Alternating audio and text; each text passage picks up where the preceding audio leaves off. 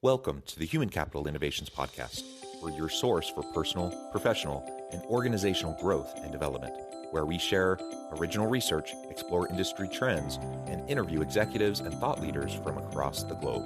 We hope you join us often for practitioner-oriented content around all things related to leadership, HR, talent management, organizational development, and change management.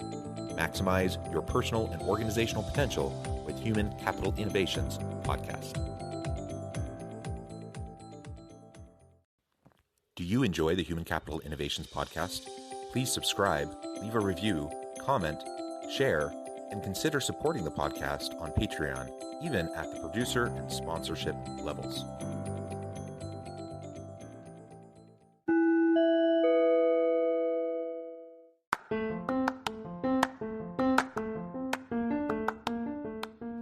Welcome to the Human Capital Innovations Podcast.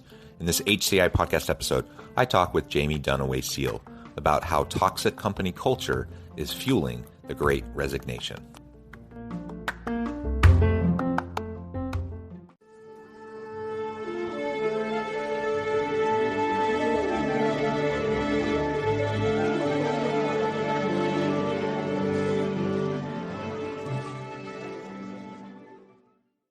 Jaime Dunaway-Seale, welcome to the Human Capital Innovations Podcast.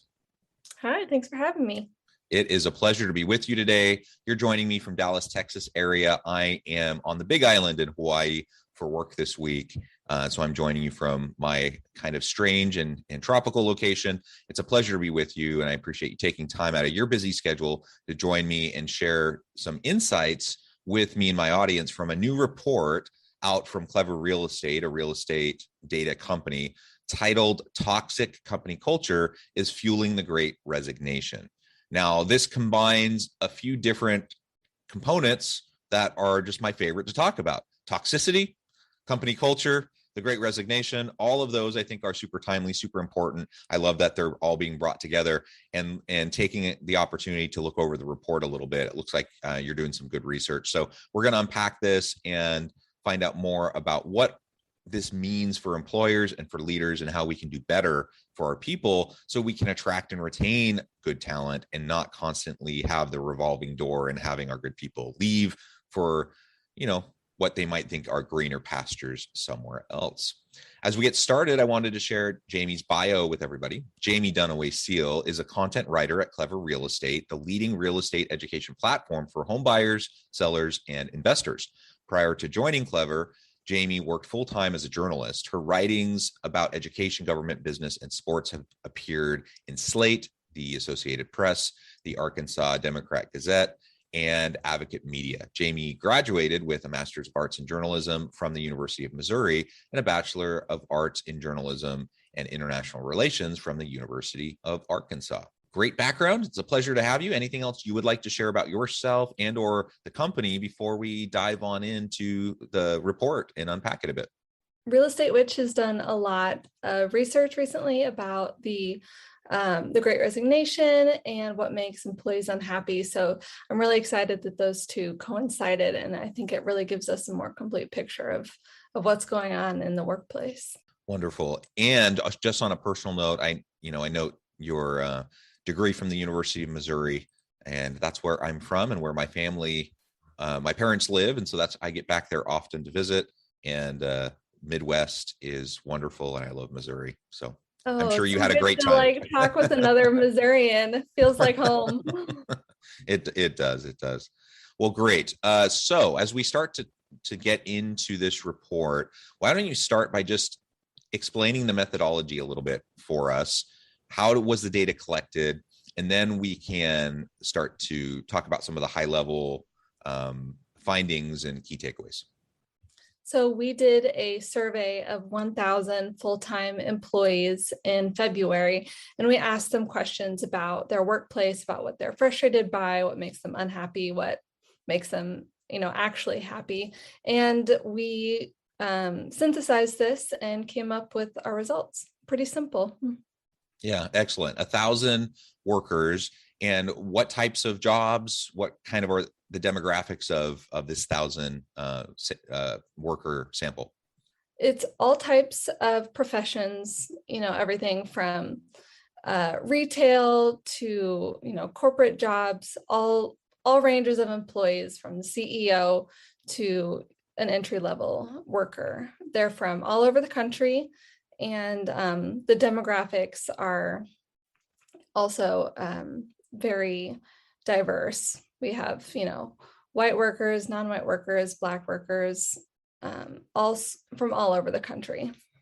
Excellent. So a pretty good snapshot at this point in time of what people are dealing with and what is driving satisfaction and engagement in the workplace, or dissatisfaction, disengagement, and people wanting to leave and trying to go somewhere else. And it's interesting, during the Great Resignation, as we've been talking about this, I'm not sure when the term got coined, but I think I started to hear people talking about the Great Resignation even about a year ago. And then it's just gotten more and more legs, and people are talking about it all the time. And some people refer to it as the Great Awakening, or there's kind of these different terminologies, but all of it comes down to the fact that during the pandemic, people have had the opportunity to kind of challenge assumptions, challenge the status quo, take stock and self-reflect on like what their priorities are, what's most important to them.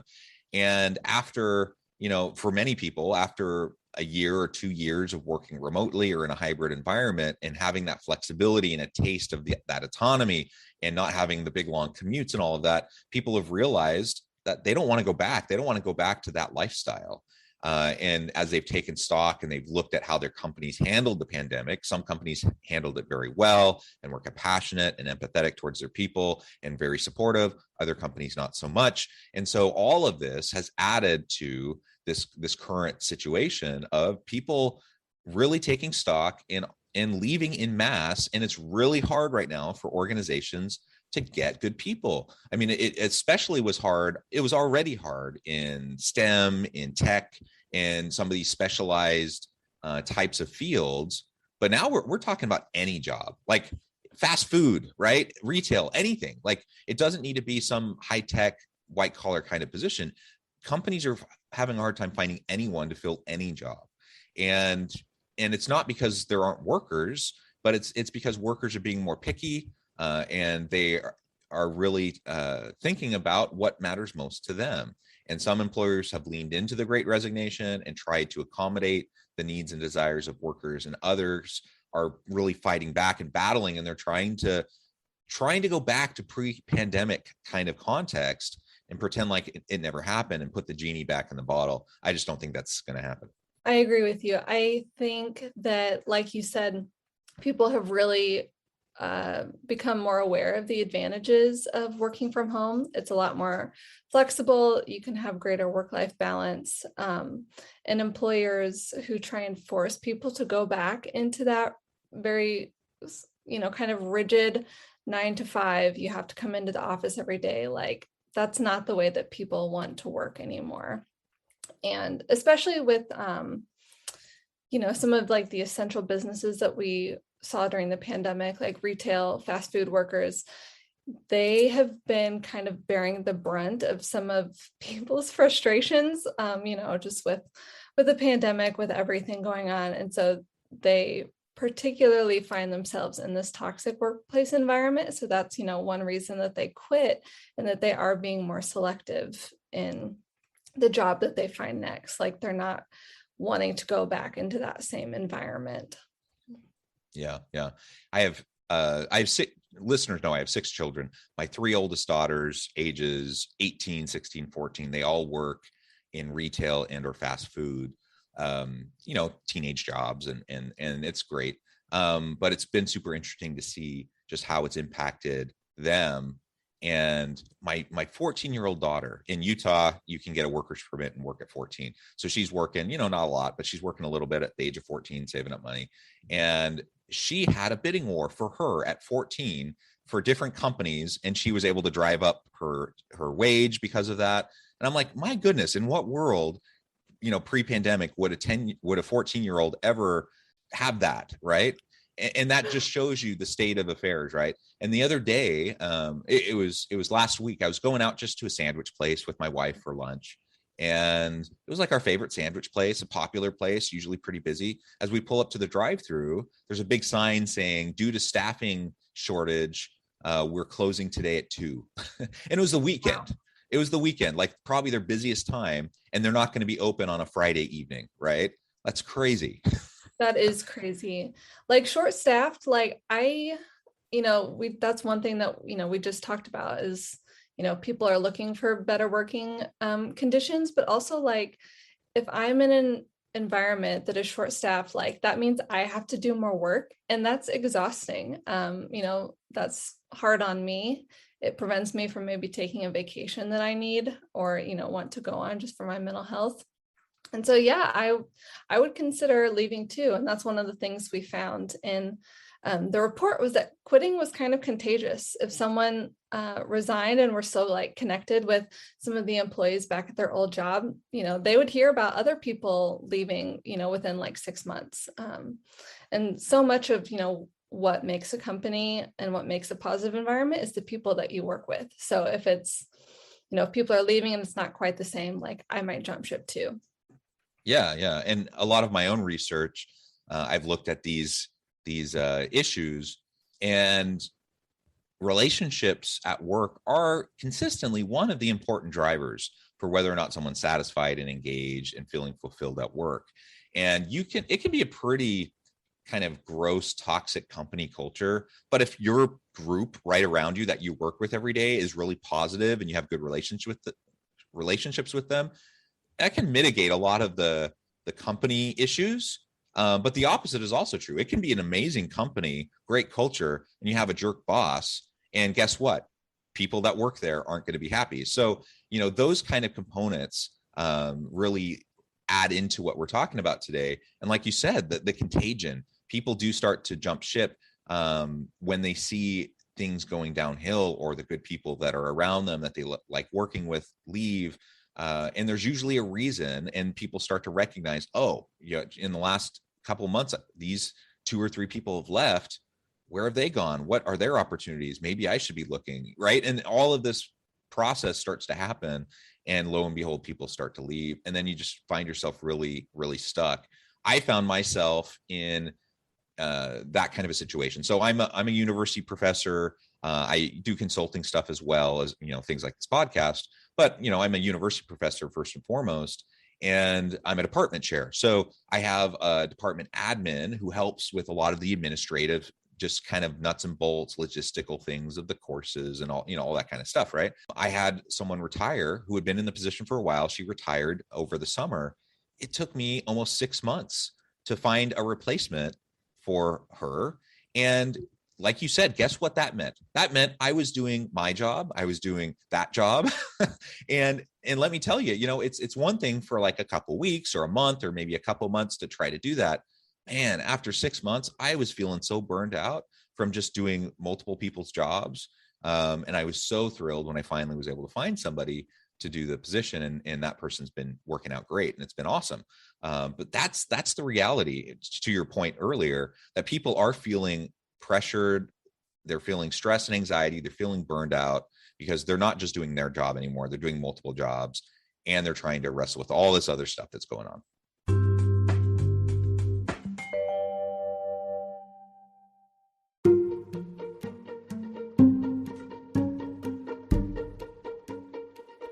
Welcome to the Human Capital Innovations Academy. Courses, micro-credentials, and certificates to upskill and reskill for the future of work.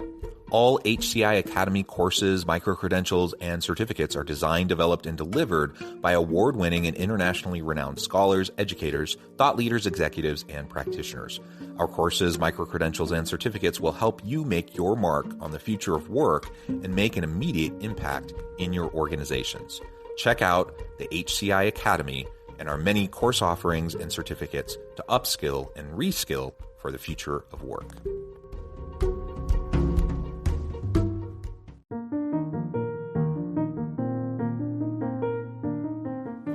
Check out our new weekly LinkedIn newsletter, Alchemizing Human Capital, exploring industry trends via original research and interviews with executives and thought leaders from across the globe. We look forward to having you join us.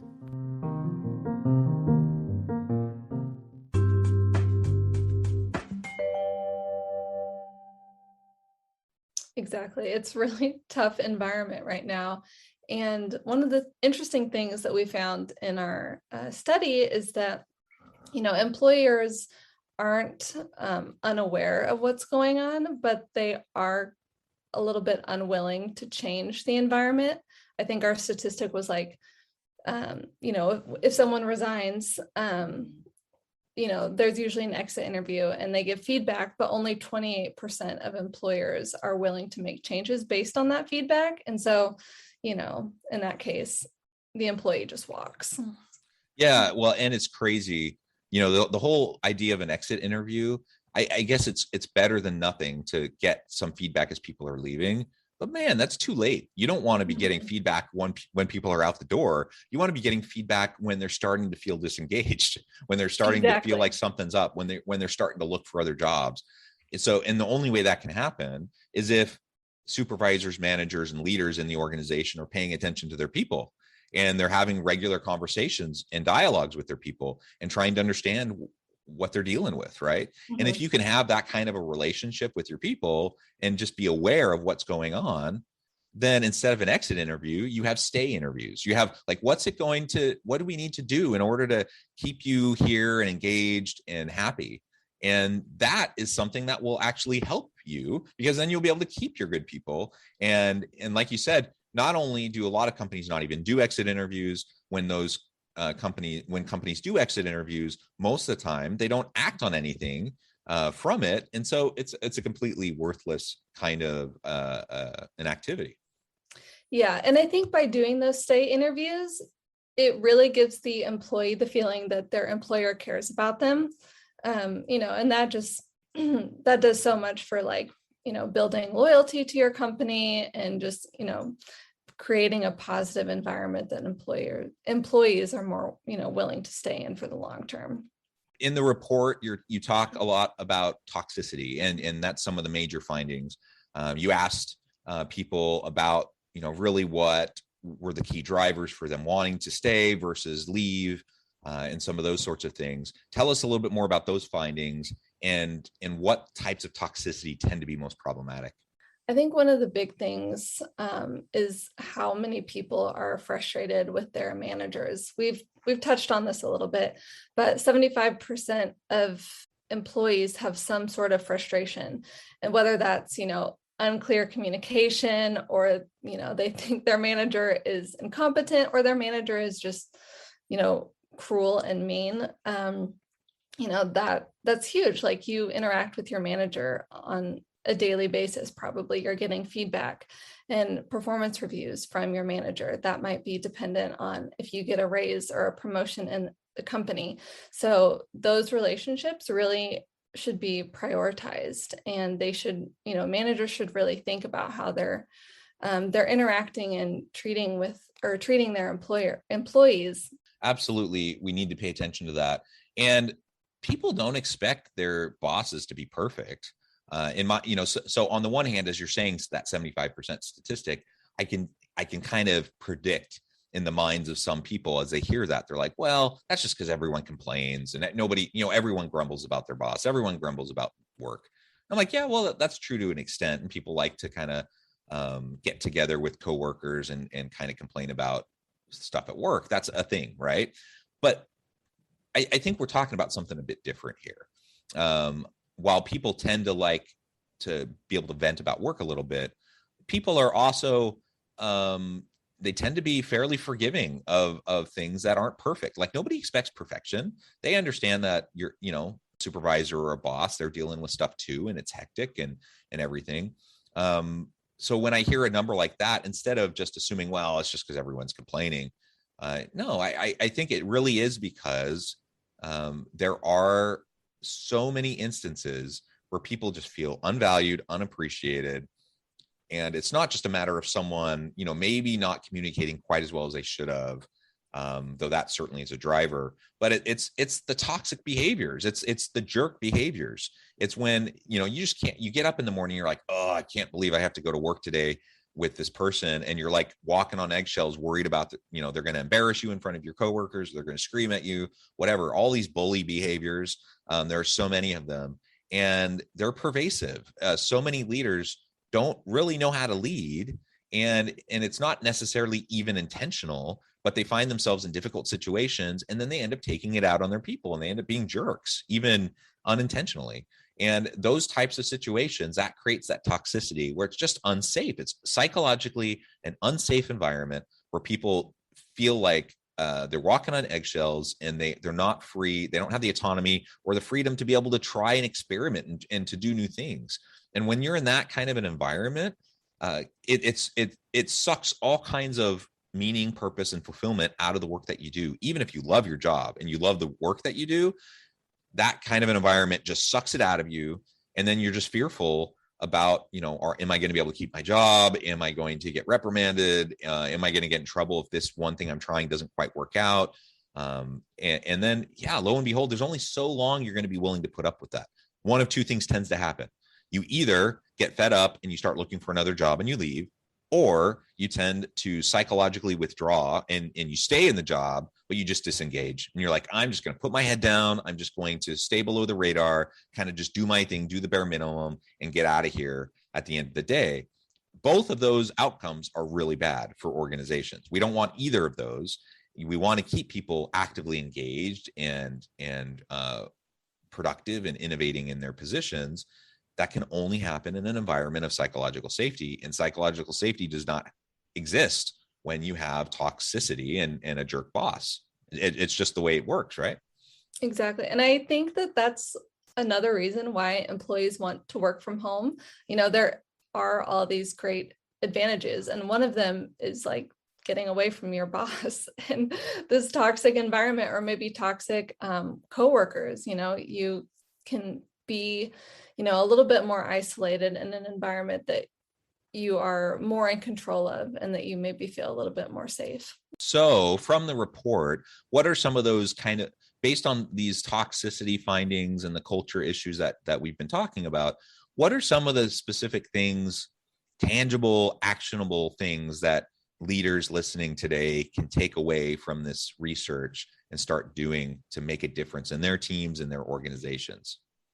Right. It's not just about higher pay and better benefits, although those are still really important, So you need to have a living wage, and you need to give your employees adequate PTO. That's going to make them feel valued. Those are huge things for employees when they're looking for a job or deciding whether or not to leave. But if you have a very generous PTO policy, but you're not encouraging your employees to take that, it doesn't do any good. They're still going to get burnt out. So employers really need to create an environment where they encourage employees to take their PTO for their mental health reasons, for rest, to boost their creativity when they come back. That's something that's really important. They also need to, it's super simple, but just be kind to their employees. I feel like you shouldn't have to tell people to do that, but you do. And I know that work can get really stressful sometimes, but that's not necessarily an excuse to take it out, on your employees. Don't harass them. Don't bully them. These are super simple things that is, people are very capable of doing. You also want to create an environment where everyone feels welcome. So just think about your hiring practices and your promotion practices, and make sure that, you're not operating with some implicit bias, so that, women and minorities feel that they have an equal shot. Yeah. So many good things that you just mentioned there. And it isn't rocket science. It really comes down to basic, just be good to each other, be kind, treat people with dignity and respect. Don't be a jerk. That's like with my kids, I'm sure I'm not a perfect parent, and there's things I mess up all the time. My one goal with my kids is to help them grow into productive adults that aren't jerks. And I feel like if I can do that, I've been pretty successful as a parent. And honestly, in the workplace, I think it's the same. It's not super complicated. Be kind to people. treat them with dignity and respect. Don't be a jerk. And then go from there. And then, there's other things you can do to be supportive and proactively, help people and such. There's a lot of good things to do, but start with the basics, build the foundation that will help you to establish mutual accountability and trust with your people, which will then feed into everything else and create that psychologically safe, positive environment instead of that toxic culture, that toxic environment that's going to drive people away. Mm-hmm. Well, Jaime, it has been a pleasure. I note the time and I'm going to have to let you go here in just a few minutes. But before we wrap up for today, I wanted to give you a chance to share with listeners how they can connect with you, find out more about your work, and then give us a final word on the topic for today. Absolutely. So if anyone wants to reach out, they can email me, jaime.seale@movewithclever.com. I'm also on Twitter @JaimeSeale. Definitely welcome any comments or suggestions, any good study ideas. We're always on the lookout for those. It's been really interesting working on this topic. I was one of the great resigners who moved jobs in the past year. And, I just personally related to a lot of the stuff that we were seeing in our studies. A lot of people have really gone on to find better jobs, better working conditions, better environments. And it's worth it if you're thinking about it.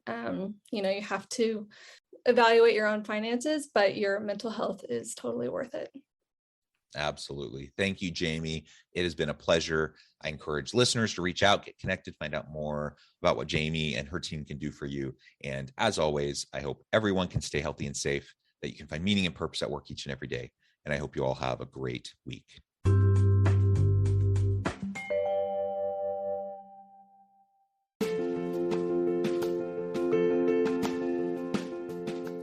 Bluer Than Indigo Leadership, the journey of becoming a truly remarkable leader. Early in my adult life, I learned about an Asian proverb that translates as bluer than indigo. If you think about the color indigo, it is a brilliant, deep, and vibrant blue, what some would call the bluest of blues. To have something that is bluer than indigo is rare and truly remarkable. Contrary to popular myth, there is no one-size-fits-all or cookie-cutter approach to effective leadership. There is no silver bullet, no secret sauce, no go-to model that will solve all of your problems. The truth is, great leaders have all had their unique strengths and flaws, and have all had to discover and then pave their own distinctive path in their life's journey to fulfill their leadership potential.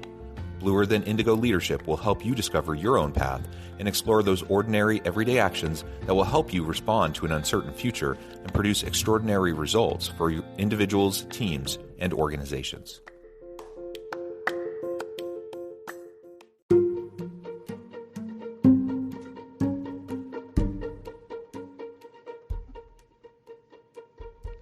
Check out Human Capital Innovations magazine, Human Capital Leadership.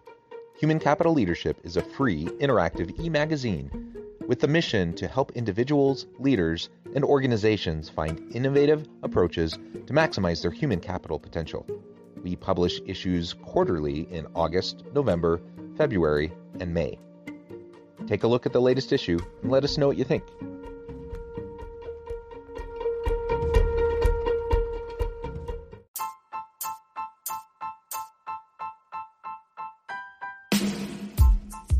The alchemy of truly remarkable leadership. Ordinary, everyday actions that produce extraordinary results. Consider how the nature of work has shifted over the past 50 years. With increased globalization, rapid technological advancement, and the shift in economic composition, the average job of today looks very different than the average job of 50 years ago. What will the jobs and organizations of tomorrow look like? Moreover, what does this all mean for organizational leaders?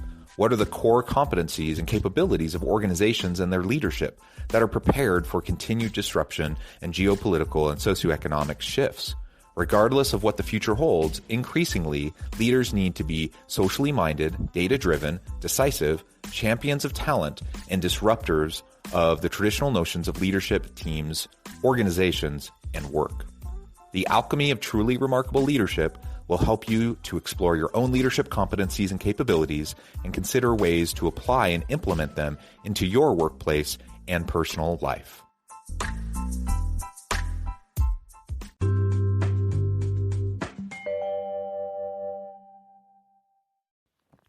you enjoy the Human Capital Innovations podcast, please subscribe, leave a review, comment, share, and consider supporting the podcast on Patreon, even at the producer and sponsorship levels.